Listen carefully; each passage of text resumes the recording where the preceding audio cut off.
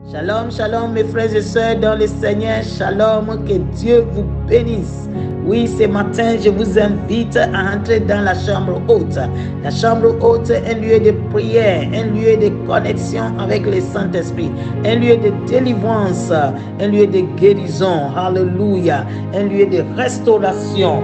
Oui, je vous invite. Et notre sujet ce matin, c'est la délivrance avant le mariage. Je vous invite à rentrer, alléluia, dans la chambre haute. Et écoutez cet enseignement, c'est très important. Délivrance avant le mariage. Oui, toi qui veux se marier, toi qui veux rentrer dans le mariage, tu dois passer par la délivrance. Mon frère, passe par la délivrance. Ma soeur, passe par la délivrance avant le mariage. Est très important. Oui, beaucoup se marient sans préparation. Et aujourd'hui, on voit beaucoup de mariages sont cassés. Comme les Anglais disent, collapse. Many collapse. Délivrance avant le mariage est très important, mon frère, ma soeur. Toi qui cherchais à entrer dans le mariage, tu dois passer par la délivrance. C'est une préparation spirituelle et c'est très important. Un mariage réussi se prépare. Un mariage réussi se prépare. Tu dois se préparer. Beaucoup ne se préparent pas. Ils sautent seulement et ils prennent une femme et ils vont à la mairie pour se marier. Et surtout, ce qui est pire, c'est d'aller encore devant l'église, d'aller devant l'église sans préparation. Et nous, les hommes et les femmes de Dieu, s'il vous plaît, quand ces gens-là, ces couples viennent devant vous, qui veulent vraiment se marier, là, il faut vraiment leur poser la question s'ils sont passés par la délivrance. Mes pasteurs, mes bishops, les docteurs et les prophètes, nous qui bénissons le mariage, nous devons être sûrs si ces gens ont passé par la délivrance. Oui, s'ils ne sont pas passés par la délivrance, s'il n'y avait pas de préparation, s'ils n'ont pas passé par la préparation, alors il faut les aider à passer par la préparation avant leur mariage. C'est très important parce qu'il y a trop de dégâts aujourd'hui dans le mariage. Oui, un mariage réussi se prépare. Nous prenons l'exemple.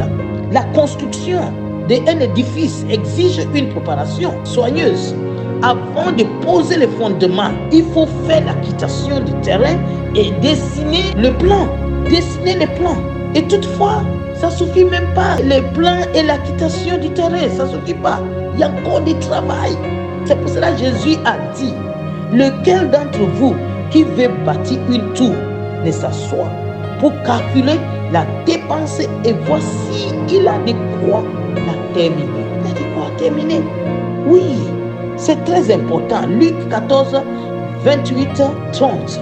Ce qui est vrai pour une maison est aussi quand il s'agit de construire un mariage. La manière qu'on fait le plan pour construire la maison, c'est la même chose aussi.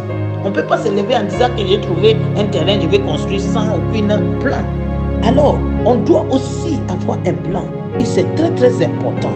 Beaucoup disent, je vais me marier. Mais combien prend le temps de réfléchir à ce qu'il coûte? Ça coûte cher. Est-ce que tu as réfléchi? Le mariage coûte cher.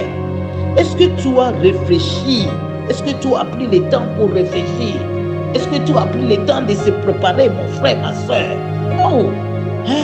Ce n'est pas seulement de trouver la femme et puis sauter, oui, on va aller faire le mariage. Et puis les parents aussi, je parle aux parents.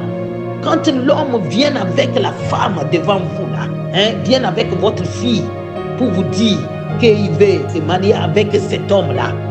Oh, il ne faut pas seulement dire ma fille a trouvé le mariage, a trouvé un homme. Non, oui, il va donner la dot, vous faites une grande liste et puis donner. Mais après quelques années, on frappe, on maltraite ta fille. C'est tout ça, c'est tout simplement parce que vous n'avez pas bien vérifié. Oui, ça c'est des erreurs que nous faisons, nous les parents. On veut seulement la dot, on nous donne un gros somme, une liste de trucs, et puis on dit, oui, c'est ça. Oui, ma fille est mariée. Mais quand il est dans son mariage là-bas en train de pleurer, l'homme la laisse dans la maison, en train de tourner avec des autres femmes. L'homme l'abandonne et l'homme la maltraite. Et c'est la même chose aussi au niveau de l'homme. Toi, le parent, quand votre fils vient et dit que j'ai trouvé la fille, j'ai trouvé une femme de ma vie, il faut aussi que vous préparez cet homme et cette fille-là. Voici, c'est une fille qui est préparée bien. Si elle n'est pas bien préparée, alors vous devez faire quelque chose. Ne laissons pas les enfants sauter dans le mariage comme ça. Après, les dangers sont là devant. Oui, il faut bien réfléchir avant. La Bible parle des mariages en termes simples, mais elle attire l'attention sur les difficultés qu'il présente. Ceux qui envisagent le mariage doivent passer par la délivrance. Oui, je répète, ceux qui envisagent le mariage doivent passer par la délivrance. La construction d'un édifice peut être coûteuse, mais son entretien à long terme est aussi. Il en va de même pour le mariage. C'est pourquoi le fiancé doit passer par la délivrance fondamentale. Le fiancé doit passer par la délivrance fondamentale, mes frères et sœurs. Psaume 11, verset 3 nous dit: quand les fondements sont renversés, le juste, que fera-t-il? Se marier semble déjà un défi, mon frère, ma soeur. Toutefois, il faut également penser au maintien des liens conjugaux, année après année.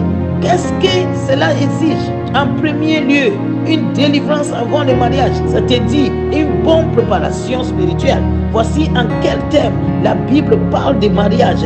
L'homme quittera son père et sa mère et s'attachera à sa femme, et les deux deviendront une seule chair.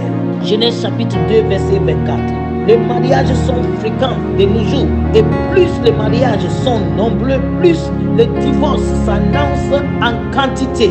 Après avoir fait des recherches, nous avons retenu que sur 100 divorces, 70% viennent des chrétiens et 30% des non-chrétiens. La plupart des troubles conjugaux viennent des infidélités sexuelles. Oui, l'homme est marié, mais il a encore des femmes dehors qui trompent la femme jusqu'à venir même contaminer la femme avec des maladies. Tu es marié, ton corps là c'est pour Dieu, c'est le temple de Dieu. Et ton corps là c'est pour ta femme. Mais pourquoi tu vas aller partager ça avec un autre? Tout ça c'est parce que l'homme n'a pas passé par la délivrance. Le mari et les femmes de nuit qui sont dans son corps, les démons là continuent à manipuler cet homme, à déranger la vie de cet homme. Et il quitte le lit conjugal et puis il va aller maintenant dans la salle de prostituée, dans la chambre d'une femme prostituée, et en train de coucher avec, malgré tout ce que la femme peut donner.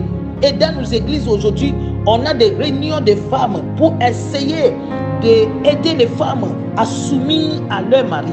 Les femmes se donnent pour se soumettre à leur mari, mais beaucoup, malgré toutes ces soumissions, l'homme n'est jamais satisfait parce que l'homme n'a jamais passé par la délivrance. Et ces hommes ne vont pas à l'église, ils s'en foutent et ils veulent que la femme change. Ils veulent que la femme change, ils cherchent que la femme change. Eux-mêmes, ils ne veulent pas changer.